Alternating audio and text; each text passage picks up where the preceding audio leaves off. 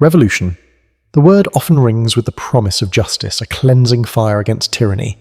Yet sometimes it curdles into something far fouler, a darkness that swallows not just regimes, but the very soul of humanity. In October of 1793, as Paris still steamed with the blood of the aristocracy, a woman sat in a damp cell within the Conciergerie prison, a place grimly known as the antechamber of death. Her name was Marie Antoinette, once the Queen of France, now merely prisoner number 280. Every title, every shred of dignity, every protection her crown once offered, had been brutally stripped away. History remembers her execution, the guillotine that ended her life on the 16th of October. But the chilling truth is, Marie Antoinette died long before that blade fell, slowly, piece by agonizing piece, in a cell that became the stage for her methodical destruction. What truly transpired in those 76 days between her arrival at the Conciergerie on the 2nd of August and her final walk to the scaffold? The answer isn't found in revolutionary manifestos or patriotic speeches, but in the brittle letters of the guards, the hushed diaries of witnesses, and the archives France kept sealed for over 2 centuries. This is not a story of a queen stoically accepting her fate. This is the documented chronicle of systematic humiliation, psychological torture, and a pervasive degradation disguised as revolutionary justice. Marie Antoinette was not merely executed, she was erased. Her very humanity systematically dismantled before her body ever reached the guillotine. Imagine being the most powerful woman in Europe. Palaces sprawled beneath your feet, kings bowed in your presence, and entire nations moved at your whim. Then in a single violent moment, everything is ripped away. Not just your crown and your wealth, but your children, your freedom, your very name, and finally your most fundamental human dignity. This was Marie Antoinette's fate, and the revolutionaries of Paris knew precisely how to choreograph every phase of this descent, ensuring maximum suffering. On the 2nd of August 1793, Marie Antoinette was transferred from her relatively comfortable confinement in the Temple Tower to the notorious Conciergerie. Officially, the reason cited was security, following the discovery of a failed royalist escape attempt. But the truth was far more political, far more cruel. The revolutionaries needed a public spectacle, and for that they had to transform Marie Antoinette into something the people could despise, not pity. The Temple Tower, with its comparative privacy, allowed her too much dignity, too much humanity. The Conciergerie would correct these errors. This medieval fortress on the Seine was no ordinary prison. Dark, damp, and infested with rats, it was infamous as the last stop before the guillotine. Hundreds had passed through its cells, never to return. The cell, prepared for Marie Antoinette, bore the number 12. It measured barely 3 square meters. Its walls were black with mold, the stone floor perpetually cold, perpetually drenched by the dampness rising from the Seine flowing beneath the building. A narrow iron bed, a fragile wooden chair, a chamber pot, and a single flickering candle formed her entire world. The window was barred, placed so high she could never look out, allowing only a feeble shaft of light to tell her whether it was day or night. Yet these physical conditions were only the beginning. The revolutionaries understood that true degradation sprang not merely from discomfort, but from the systematic destruction of privacy, of dignity, and of control over one's own body. Marie Antoinette was placed under 24-hour surveillance, not by discreet guards, but by 2 armed revolutionary guards who lived and slept within her tiny cell.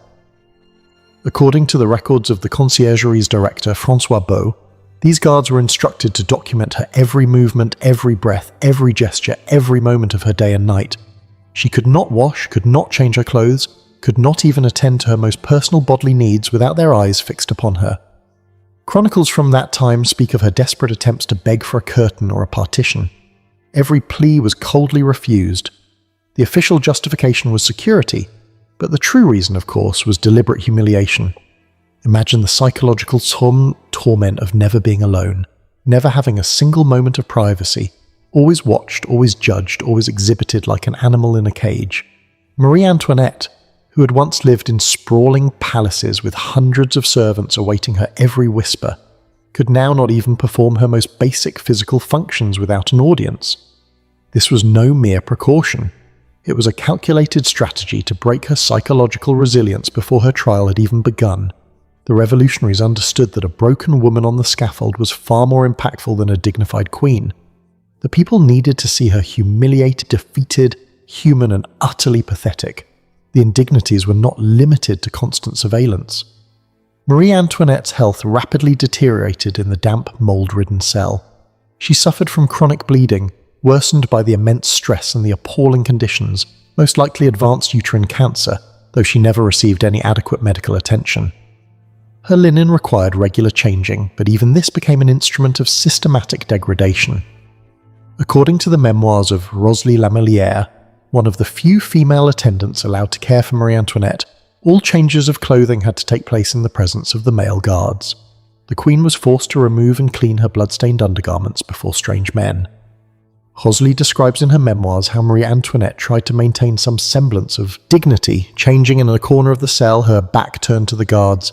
Yet even this small concession was sometimes denied. On several occasions the guards demanded that she undress fully before them, ostensibly to ensure she carried no hidden weapons or escape plans. This was not a security check. It was sexualized violence, thinly veiled as revolutionary duty. The guards would comment on her body, laugh at her condition, and treat the former Queen of France with the contempt reserved for a common criminal.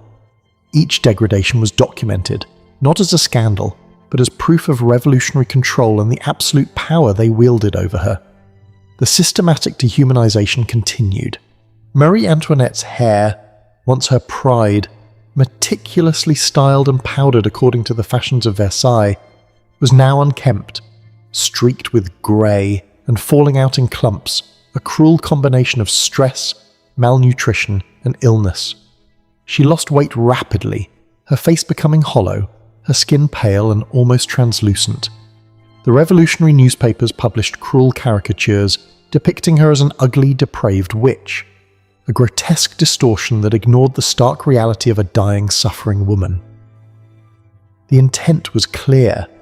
The French people were not to see Marie Antoinette as a human being who was suffering, but as a monstrous embodiment of evil who deserved every ounce of punishment. The most heinous degradation arrived during her trial, which commenced on the 14th of October 1793. This was no true legal proceeding. It was a carefully staged spectacle, the verdict predetermined long before the first word was uttered. Marie Antoinette faced not only charges of conspiring against the revolution, but also, shockingly, of sexually abusing her own son, the 8-year-old Louis Charles. This accusation, completely fabricated and based solely on a confession extracted from the terrified child who had been brutalized by his captors, was so grotesque, so utterly inhuman, that even some revolutionaries within the courtroom hesitated. Yet, it was publicly presented, read aloud before a jeering, bloodthirsty crowd, conditioned to view Marie Antoinette as the ultimate embodiment of evil. Imagine being a mother, forcibly separated from your children, imprisoned in a damp cell, dying from a disease that consumed your body from within, and then standing before a room full of people accusing you of the most abominable crime a mother could commit. In that moment, however, Marie Antoinette's response offered one of the few instances where her old dignity, her queenly resolve, blazed through. She turned to the women in the audience, her voice cutting through the clamour, and simply asked, "I appeal to all mothers here. Is such an accusation even possible?" For a fleeting fragile moment, a profound silence descended upon the courtroom. The machinery of the revolution, however, tolerated no such moments of humanity for its enemies. The silence was quickly, violently broken. After a 2-day show trial during which Marie Antoinette was interrogated for over 16 grueling hours without pause, suffering from exhaustion, hunger, and persistent blood loss, she was condemned to death by the guillotine. The verdict surprised no one. Yet, the manner in which it was to be carried out contained one final calculated humiliation. Unlike her husband, Louis XVI, who had been transported to the guillotine in an enclosed carriage, Marie Antoinette was forced to ride on an open cart through the teeming streets of Paris. This allowed the jeering crowds to see her, to mock her, to spit upon her. Her hands were bound tightly behind her back, like a common criminal, not a former head of state. Her once magnificent hair was brutally shorn. Her dress was a simple, coarse white gown, already soaked with her own blood and sweat. On the morning of the 16th of October, 1793, Marie Antoinette began her last journey. Eyewitness accounts describe a woman barely recognizable as the beautiful, radiant queen who had once enchanted all of Europe. Her face was sunken, her eyes hollow and distant, her body stooped with pain and exhaustion. Yet even in this state she attempted to preserve a final shred of dignity.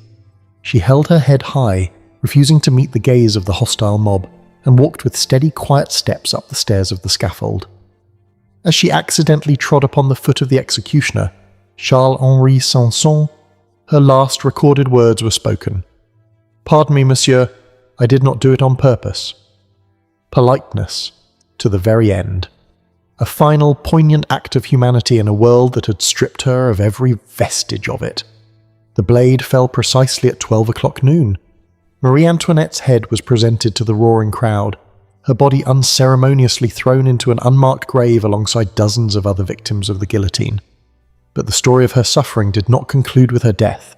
For over 2 centuries, the complete and utterly devastating details of her humiliation in the conciergerie remained sealed within French national archives, deemed too shameful, too cruel, too inhumane to ever be made public. It wasn't until 1989, with the 200th anniversary celebration of the French Revolution, that historians began to release the full records. These included the previously suppressed memoirs of Rosalie Lamorlière, the stark, unsettling diaries of the guards, and the official, chilling reports of the conciergerie's director. What these documents reveal is truly harrowing. Marie Antoinette's suffering in the conciergerie was not merely an unfortunate, unintended consequence of revolutionary justice. It was a systematic, meticulously calculated campaign of psychological and, yes, sexual torture. It was engineered with a singular, cruel purpose: to transform a powerful woman into a pitiable object, something the French populace could despise without the slightest twinge of conscience. The revolutionaries understood with an intuitive cruelty what modern psychologists now call systematic dehumanization. If you intend to convince people to commit truly atrocious acts, you must first strip the victim of their humanity. Marie Antoinette was dehumanized, not only through relentless propaganda, but through every single moment of her 76 days of captivity. Every forced act of exposure, every refusal of basic dignity, was a deliberate step in this calculated erasure. The question remains, why? Why was the swift, decisive blade of the guillotine not sufficient? Why did Marie Antoinette have to be psychologically annihilated before her body was physically destroyed? The answer lies deep within the very nature of revolutionary justice itself. The French Revolution grandly proclaimed liberty, equality, and fraternity, yet its leaders knew that true power resides not just in killing enemies, but in utterly degrading them, in breaking them, in transforming them into examples so terrifying that they silence all dissent. Marie Antoinette was not merely a queen, she was a potent symbol, and symbols, they believed, had to be completely obliterated, not just physically, but in every conceivable aspect of their very being. Her systematic humiliation was a stark, brutal message sent to every aristocrat, every single enemy of the revolution. This is what happens to those who dare to oppose us. Not merely death, but absolute, crushing destruction. Today, the conciergerie prison still stands on the banks of the Seine, a stark museum and monument to the French Revolution. Thousands of visitors walk through its reconstructed cell number 12 each year, reading the sanitized descriptions of Marie Antoinette's final days. But the complete truth, the unvarnished and bored, brutal reality, is rarely told within those walls. The systematic sexual degradation, the forced exposure, the relentless psychological torture that was so casually rationalized as a revolutionary necessity, these intimate details remain deeply uncomfortable, too dark for glossy tourist brochures, too grim for national myths built on ideals of justice and liberty. Yet the very stones remember. The cold, perpetually damp walls of cell number 12 saw everything, heard everything, every whispered tear, every desperate ragged breath, every single moment of her calculated humiliation. Marie Antoinette did not just die on the 16th of October 1793. She died every single day, every single moment of her 76 days in the conciergerie. She died piece by agonizing piece until there was nothing left but a broken body meticulously prepared for the blade. The guillotine, in its horrifying swiftness, was merciful compared to what came before. Death for Marie Antoinette was a grim salvation, not a punishment. The true punishment was the life she was forced to endure in that tiny, suffocating cell, dehumanized, exposed, and utterly erased long before her heart finally ceased to beat. What do you think of her story? How should history remember such acts of systematic cruelty perpetrated in the name of a supposed justice? The past is not always clean, nor is